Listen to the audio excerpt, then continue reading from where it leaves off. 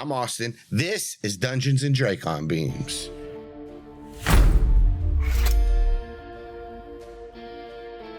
The Yeerk River teemed with energy, Ged, Tax, and Hork-Bajir and human alike moving like an agitated colony of ants. A bank of computers sat in an alcove streaming video from all corners of the Yeerk stronghold. Entrances, corridors, pools, a map of the Yeerk River akin to seeing it all through the fractured compound eyes of a fly. If only they saw from a multitude of confusing and different angles. No one watched them now, not with the churn happening around the river. A Taxon slithered past the opening, its chitin clacking as it passed, going unnoticed on one of the hundreds of screens. A camera flashed a warning. Birds raked past the lens. Across town, another outpost, one that is still considered important enough to post physical guards. Guards who spent all day leveling Dracon fire, explained away as construction and sounding something like large cables snapping. The tsu echoed across the meadow at all hours of day and night. If the Hork-Bajir had known more about earth fauna, they may have taken note when one bird fell and was chased and picked up by a large raptor. Then again, maybe it was just taking the opportunity afforded to it. Scrolling through feeds, the algorithm pulls together user data to push through a short video, less than a minute, of a crow. In a small town in California, picking up fries that people had tossed. Why corvids capture the imagination of people has long been pondered, and as the crow takes off towards the sky, if you look very closely, a small bird darts across the screen in just a few frames. 911, what's your emergency? Kennedy attempted a chipper yet professional tone, earning a sharp look from her supervisor. It was her first day on the phones, and she was told she still came across as too happy for 911. As she adjusts her headset to better hear what's happening, a security system call. An alarm is being tripped at the nail salon. She knew what to do. She sent out the signal for nearby officers to head that way, and the number of responses that came back seemed a little excessive. She shot a look at her supervisor, who just kind of shrugged as overlapping radio calls of "on my way" continued coming in. She logged the response and listened into the radio chatter between taking other calls. A noise complaint, some kids walking around the mall that looked like they were up to no good, someone reporting road debris. Time continued on until Officer Allen radioed in that he was leaving the scene under orders of the sergeant. And then all of the chatter at the nail salon died down. And that's where we are now.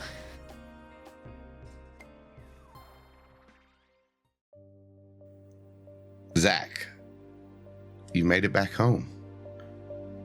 Your mom and dad are in the living room, winding down for the night. As you enter, your dad says, "Oh, hey, Zach." He stands up from his lazy boy. Hey? Are you free tomorrow after school? I thought we could maybe do some more work on that sword. Oh, yeah. I think so. I have to double check. And he, pulls his phone out. Pretends to look. He goes, I think actually I might be busy. Sorry. That's fine. Maybe we can, try to do it this weekend or something. I don't know. Maybe you can, we can set aside some time and you can film it for your YouTube or whatever. It's TikTok. I don't, usually do that kind of content, but it might not be bad. Yeah, maybe. Cool. He smiles. All right. And he kind of sits back down in his lazy boy and reclines it. As he sits back down, your mom does kind of stand up and move over and put her hand on your shoulder. And she says, "Zach, can you sit down for a second? I need to talk to you." Okay.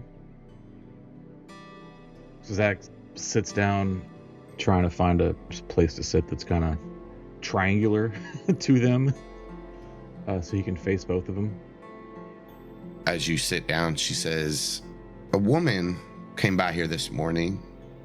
Her name's Mary, Grant's mom." Oh, okay. She was actually trying to find Grant. Did you know that he was missing? He and I haven't really spoken in a while. So I mean, maybe. I didn't know he was missing, but we haven't hung out or anything. That's what she was wondering, if you had seen or heard from him. You two had been spending a little time together filming those videos, and she kind of nods to your dad, just referencing back to him. But there's something happened, Zach. Grant's father, Ricky, was shot in an alleyway last week. Whoa. He's in the hospital, and it's not going as well as they hoped. Okay. I mean, have they tried calling him? Like, Yes, she says she cannot get a hold of him. She said she's not really worried about him. It's more she wants to let him know about his father, which they have, I guess, some kind of weird relationship. yeah, it's always been a little kind of. We just didn't talk about it.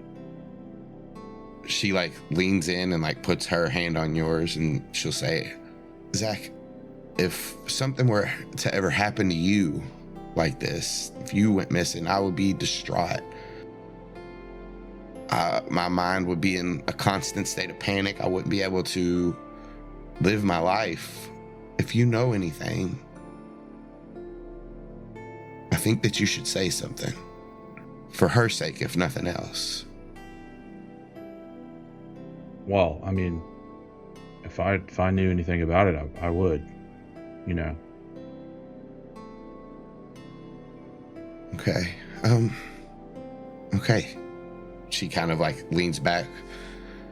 Maybe if you can, Zach, this is up to you. You're getting older, so these decisions are up to you to make. But I think that talking to her could help. Even if it's just to help her, who knows? Maybe you'll know the answer to one of her questions. I don't know. I don't want her to think that, like, I know anything. Like, I don't know if that's a good idea. Also, can I roll an insight on both of my parents? Yeah. What are you trying to figure out? If they're controllers. Okay, so if you want to use this new ability... I do want to use it. How do I use it? It's not added to your sheets yet, but it's called Gut Feeling. It's a bonus action. Through cosmic means, you study a creature and discern if there's a parasitic alien slug crawling in their head or not. You may use this bonus action to make an insight check. When determining if creatures are a controller or not, you always make an insight check at disadvantage. You make this roll against the DC equal to 8 plus charisma, wisdom, or intelligence modifier, whichever's higher of this creature. Other stuff happens if they're a Yeerk as well. On a success, you get a gut feeling whether the creature is a controller or not. Additionally, the target has disadvantage on deception checks against you when trying to conceal any plans based on them being a controller before they finish a short rest. On a failure, nothing happens. Zach, you can make an insight check with disadvantage. Okay, I rolled a 9, so that's not great. Yeah, it doesn't feel like your mom's any kind of controller or anything. Or your dad. Your dad does chime in. Part of growing up, Zach, is doing the things that are hard. Like your mom said, it's your decision. But you don't always have to take the easy way out.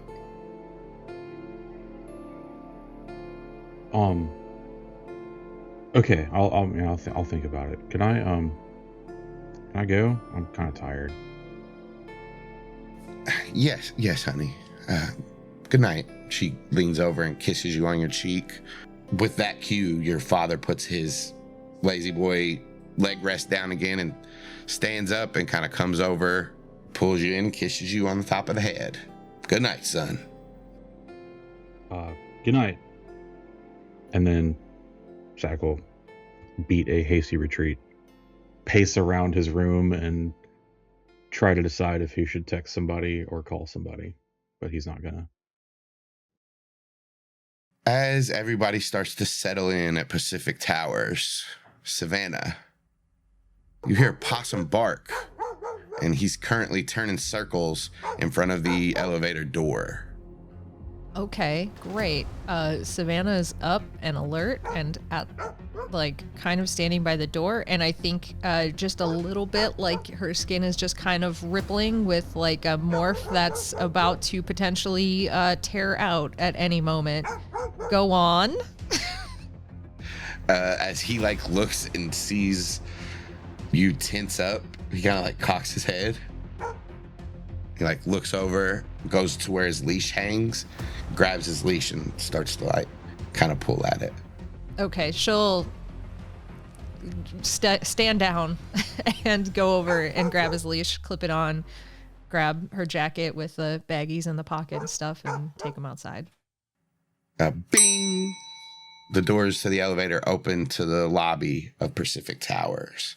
You take Possum out, go around the side to where the dumpster is on that little alleyway, and there's like that grass patch over there. Possum does his business. As you walk back, you notice this little loose brick that you remember from when this whole journey started. If you look in it, you see it's inside is empty now. There is this little plastic baggie that doesn't have anything in it. This was Kamren's old hide spot. I remember it. Don't worry. Can I just take one of like the little like canonically have a bunch of like dog treats and shit in my pockets? Can I just take one out, put it in the stash, little dog treat, and slide it back in there just for fun? I like it. That's it.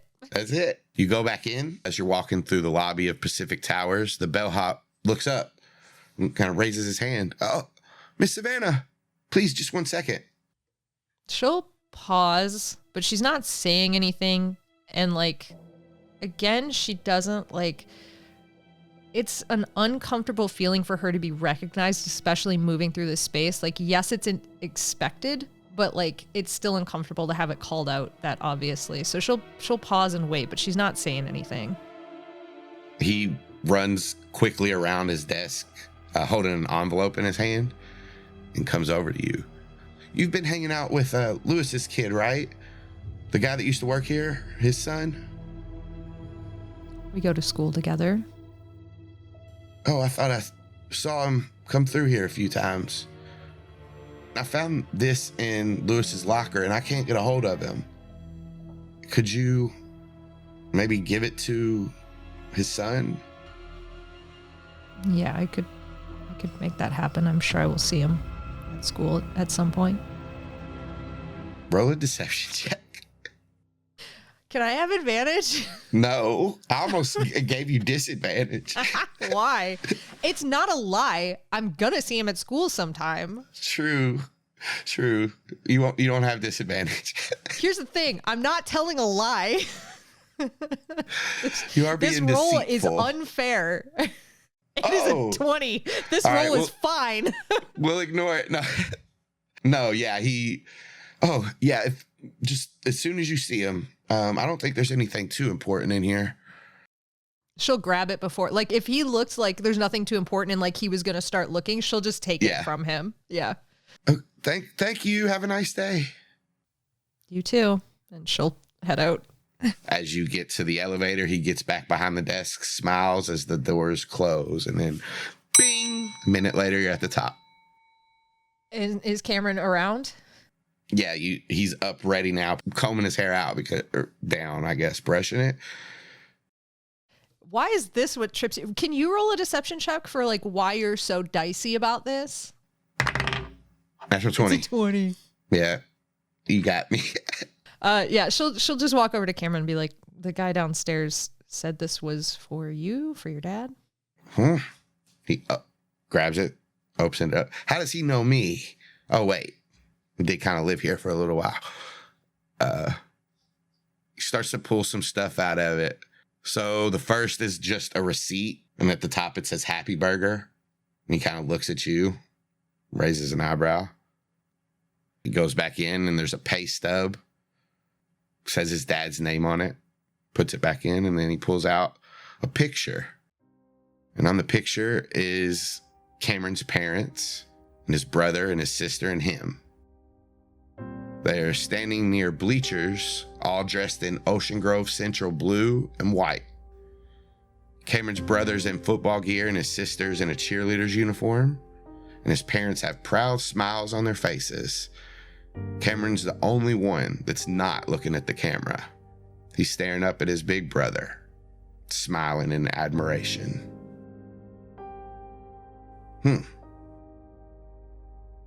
This picture was taken when we beat the Ocean Grove East Bulldogs. Chris ran in the game-winning touchdown. When was that? Oh, 4, 5 years ago, something like that. Kamren left for nationals the next day. The weekend after. They swept it. Tell me more. They were both pretty competitive. They were both pretty strong, athletic.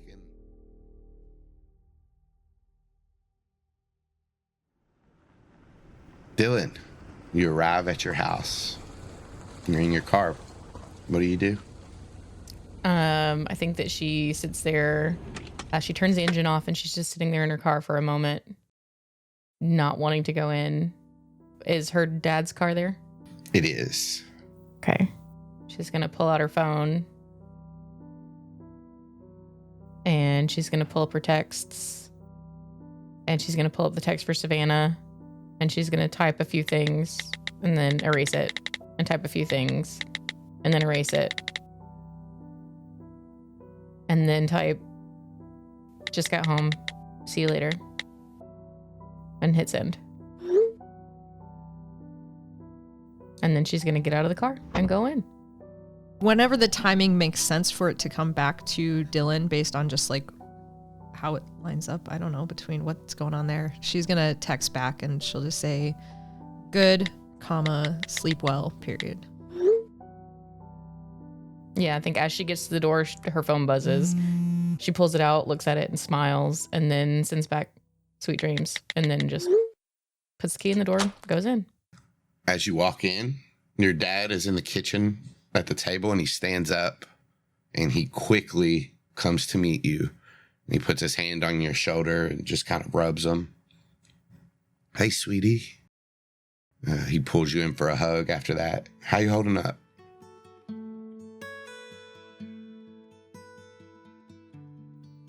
I think that she is just exhausted, so she just kind of falls into him for a hug. She's like, I'm okay, Dad.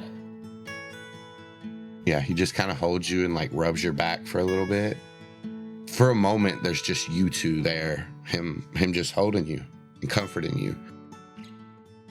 As he hugs you, when a natural breaking point kind of happens, he shuffles you over to the couch where he's made this little nest of covers in your spot with all freshly cleaned blankets and pillows, sheets and covers and all that. On the table is a plate of Oreos, and as he leaves you to your little nest, he goes into the kitchen, grabs 2 glasses and fills them with milk.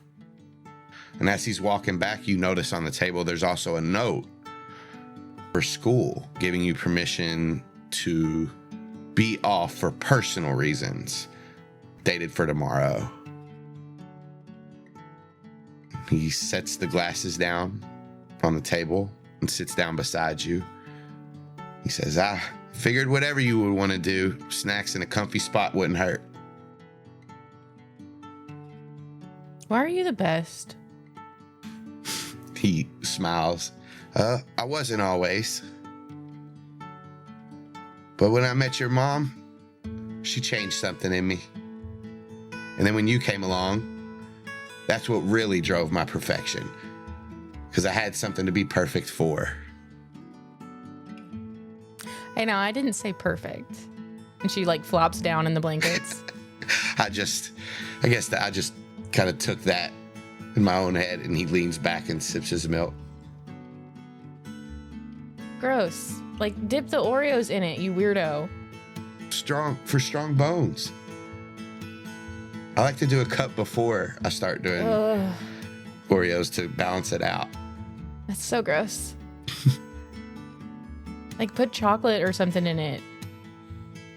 What if We crunched Oreos up and put it into the ice maker and poured milk into the trays. I don't like it. Somebody out there would. Why don't we just like eat cookies and cream ice cream? Good idea, Dylan. Good idea. And he stands up, goes to the freezer. As everybody settles in for the night and falls asleep to gain a little bit of rest, Aximili dreams about his nephew, his home planet. Matea dreams about the Hork-Bajir homeworld and her friends, new and old. A tribe fuck, if you will. Dylan dreams about her mom and dad baking some sourdough for a picnic they're going to go on. Zach dreams about being a star, still looking over his back, but embracing the fame. Savannah dreams about any and everyone she knows having squirming gray blobs forced into their ear. She hears the cacophony of agony cry out as the last human is infested in front of her. She realizes that everyone else is silent and it's only her screaming now. Savannah, you see Matea walking up to you, holding the Yeerk gently in two hands. As she takes a step, she morphs instantly into Katie. She takes another step. Now she's Chelsea. Then Helga, then Bart, then Chad, then Raina. Just a few steps away, and Zach appears. As his sneaker hits the ground, it turns into a hoof, and Aximili's stalk eyes smile at you. As the main eyes blink, Dylan's green eyes stare back at you, inches from your face. She's holding the Yeerk to the side of your head. Don't fight it. She leans forward, closer and closer. Her face violently shifts into Kamren's as you hear, "Wake up!" You find yourself in your bed, Kamren holding you by the shoulders. "Savannah, wake up! Are you okay?" Yeah, fine. Yeah. You were yelling, screaming. I've never heard you like that. It was just a dream. I thought something was happening. Hopefully not in the reality that we live in. He kind of like takes a step back, puts his hands, like rubs the back of his head. I think when he goes like to put his hand to like towards his head, she's just gonna like kind of just bat his arm away. Like not aggressively, just like don't. Oh. You good?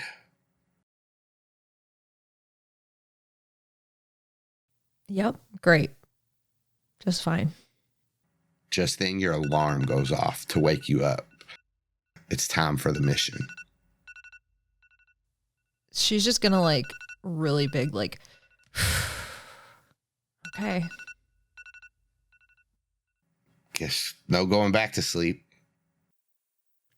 That's probably for the best. Takes a few steps back and then kind of slaps the side of your door as he turns the corner to go back to the living room. I think she's gonna get up and get ready to go. How do you guys want to meet up? Uneventfully, successfully, no drama. If you're just gonna like leave, yeah.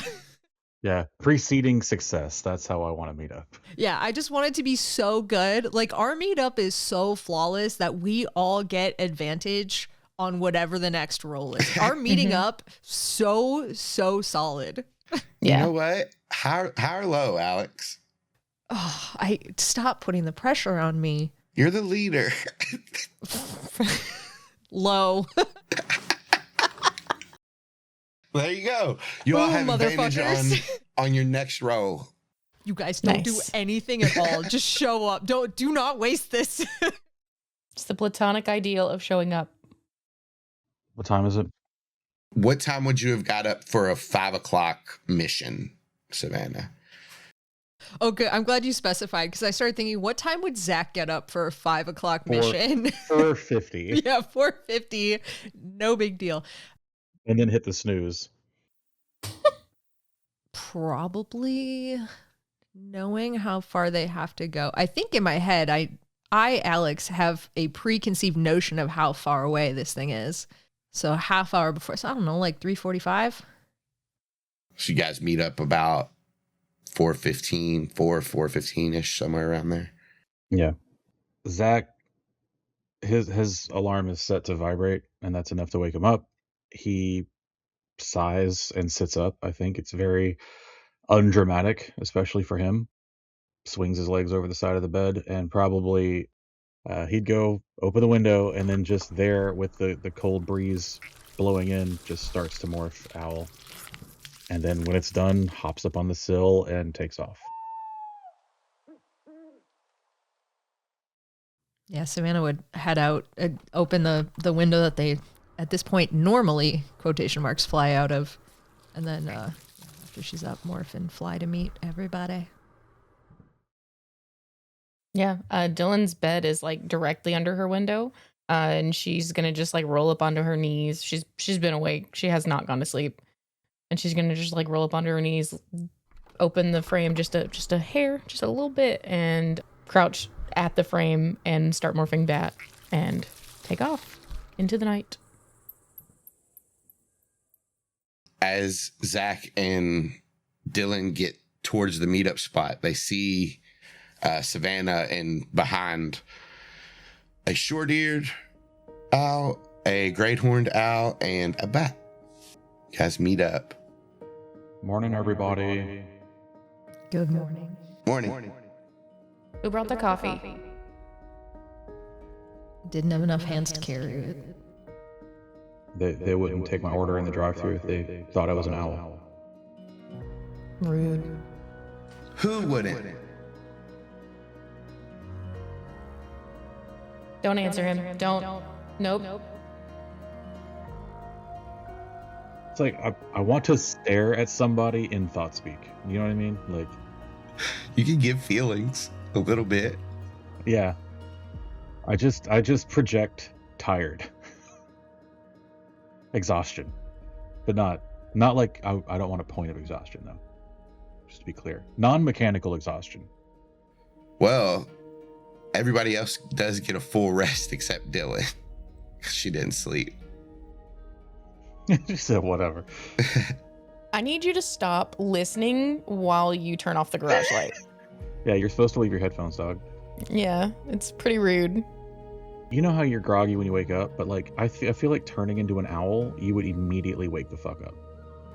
You know what I mean? Like you would be like fully, it's nighttime now.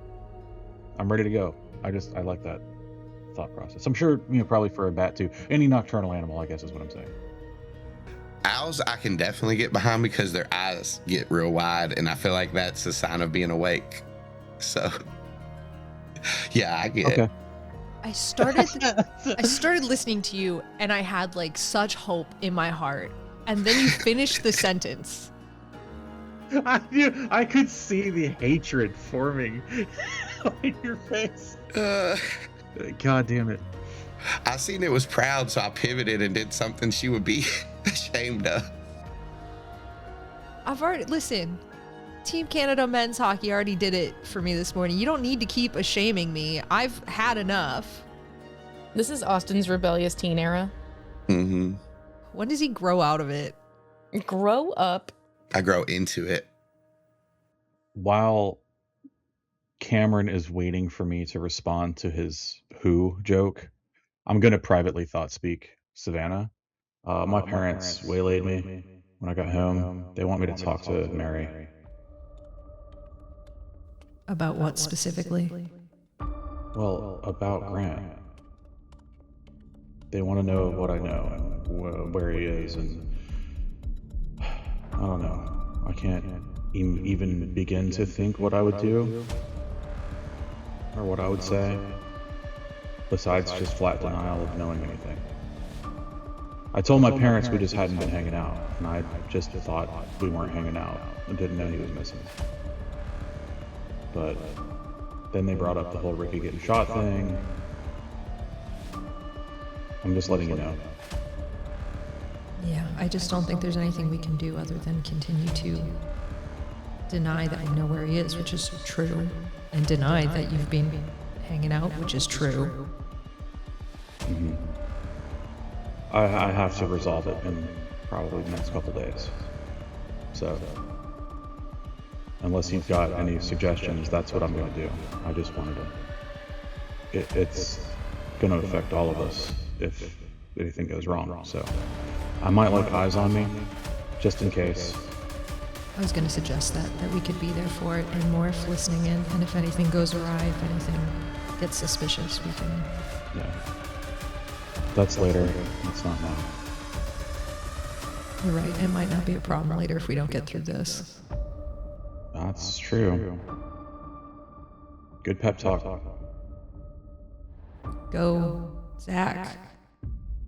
And then I'm going to send feelings of exhaustion at Kamren. All of that happened right before then. Yeah. So I'm extra exhausted now after having that conversation. Maybe we should have got coffee. Zach's really dragging. Not a dragon.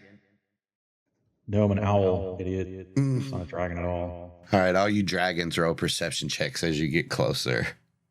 I will ask, though, as you all are rolling these, is there anything you all want to do before you get to where you're starting to kind of scope out the field? Make sure we're not bunched up. Approach from like completely different directions if we can. Everybody does have advantage on that because of your morphs and helps. Yeah. You don't need that. But you all do see this. Your keen eyes notice that there are humans roaming around the woods outside of this meadow. Roaming? How? Are they wearing togas? They could just be hikers, but they are pretty close to a Yeerk stronghold. With that perception check, there are also Hork-Bajir in the trees, camouflage, but definitely on the lookout for Andalite scum. But with your all's perception checks, you do see every now and then one of these hikers will give a nod up to the trees. Let's answer Nate's question here. Are they wearing togas? Togas? Yeah. You said they're Roman. Yeah, they're roaming around. Oh, yes. They are wearing togas, but the togas are disguised to look like trees so the Hork-Bajir blend in. So they all have ghillie suits draped over their shoulders. Yeah. Love it. What a style. Iconic. The humans are dressed inconspicuously, and the Hork-Bajirs, they might have a little bit of like camouflage on them, but they already blend into the trees. So Zach is going to do a count the best he can of humans and Hork-Bajir from his side, whatever it is, and just report that in. Yeah, you have 7 Hork-Bajir in the tree. And then as you count those out, Dylan, you also notice 3 more. So 10 Hork-Bajir altogether. And scattered throughout, which essentially covers like 2 miles, you see about 15 humans in groups of like 2s and 3s. I'm just imagining like when you are doing surveys of like woods and places that are like not easy to kind of sight, you kind of go along like a string, a line that's like predetermined. Are they specifically walking? Like, is there a way that we can see aerially that they're moving along pathways that cover a certain amount of area to make sure they're not overlapping paths, like clumping up, that kind of thing? Just organized. Are they doing the NPC only stay in your little spot? You guys circle around for about 10 minutes. Give me an intelligence check. And we're gonna help Savannah? Somebody can help her. So Savannah's rolling at advantage. Fuck yeah. Yeah, with a 19, you can see the only gaps where there would be, where these hikers wouldn't cross each other, are being covered by the Hork-Bajir in the trees. So yeah, you can see that they're thoroughly covering the ground. Great. So as they're going in, Savannah's then going to be like, all right, so clearly these aren't just hikers. These are all controllers, but considering they're walking in specific pathways and so on, we can probably time this out so we can get through here without much issue. They have everything covered, but they're walking specific ways. Zach's gonna confirm that whatever gaps the humans are leaving, the Hork-Bajir don't cover. I think they're traveling together, right? Because if it's the humans are walking, they're nodding up to the trees. They have to be moving in some sort of tandem that's covering these kind of lines, which means if we time this out based on when they're crossing like pathway or like human Hork-Bajir are crossing pathways and they're going down there should be a time where parts of like swaths of this are left unguarded without people there. Yeah, like where people are back to back. Yeah, if you guys are looking for the openings, you can find those with that. Yeah. Okay. During this whole survey moment, you guys notice, as before, there's this shack that kind of sit towards the corner of this meadow. And this was told to you all that this is the entrance. There is an entranceway to the Yeerk pool there. How's the coverage around the shack? One person that stays there, they are sometimes in, sometimes out. But it looks like most everybody else is using it just as an entrance and exit. They're not hanging around it or anything like that. Is there a window? There is. It is like this one floor, old rickety shack. There's a window on the opposite side of the door. Okay, so you said it's old and rickety. Is it the type of shack that would have a gap between the roof and the wall to allow airflow? That kind of shack? That kind of old rickety? Let's do a high or low on this. Fuck you. With advantage. We all want to know. A high or low, Jenna? Hi. 66, yes. Oh, nice. Execute Order 66.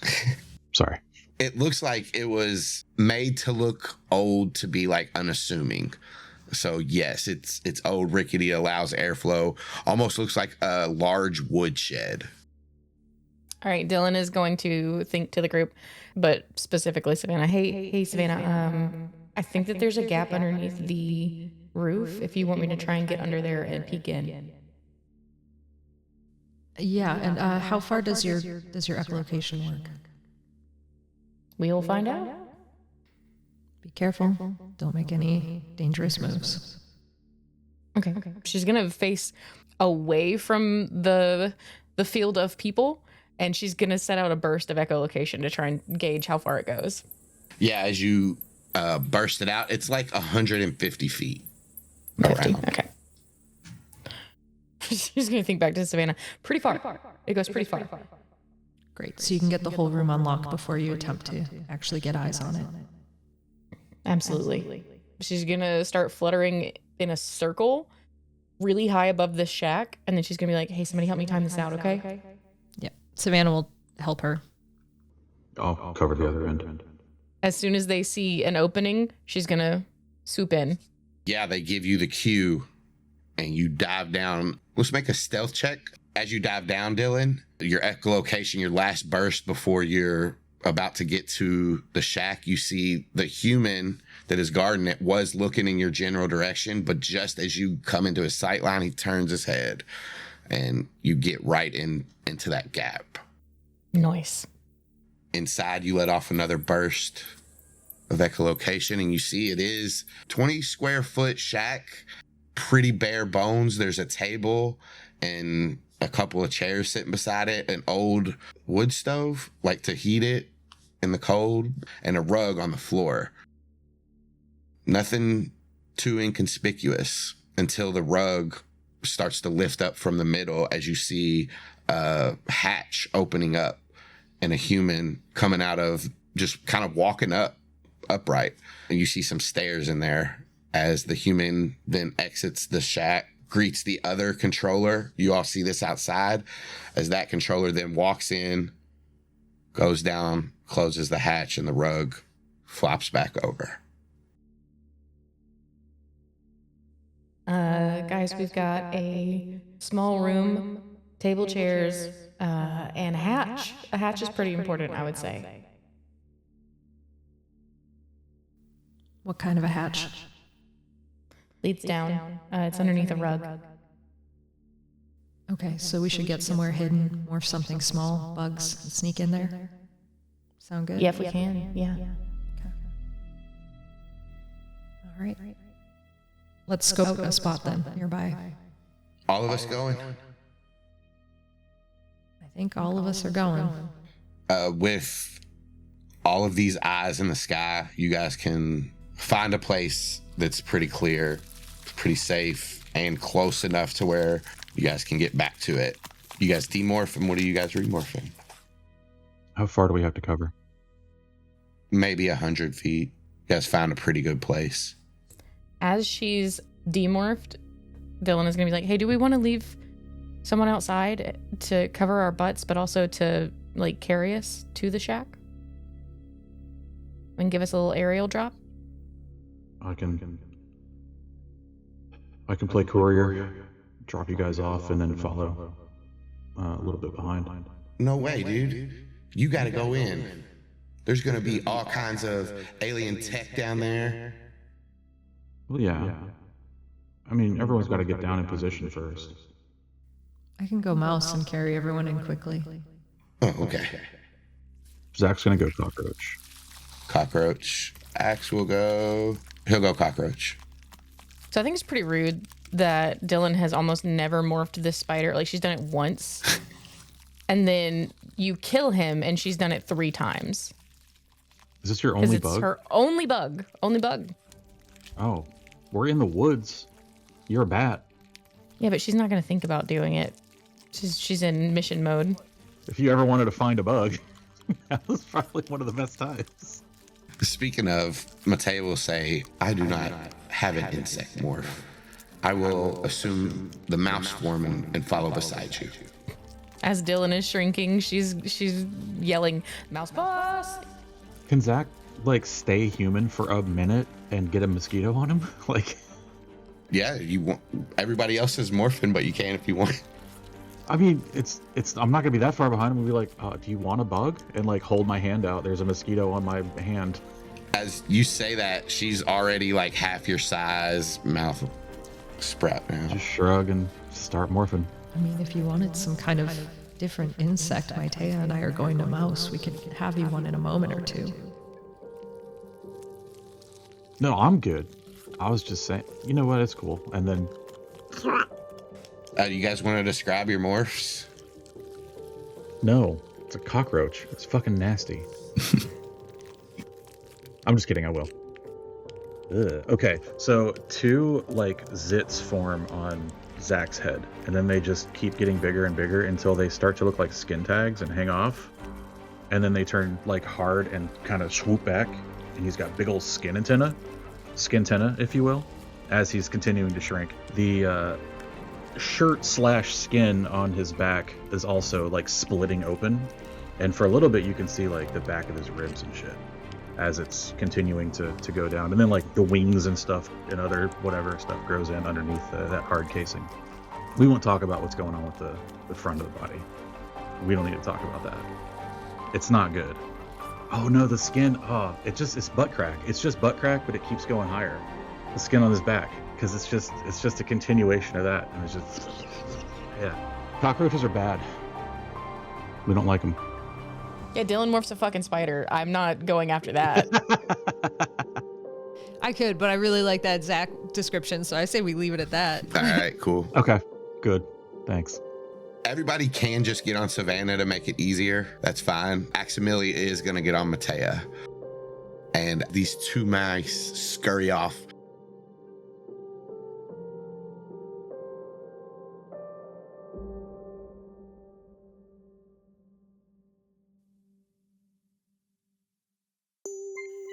Made in association with Airtime for Nonsense. For more content like this, visit airtimefornonsense.com.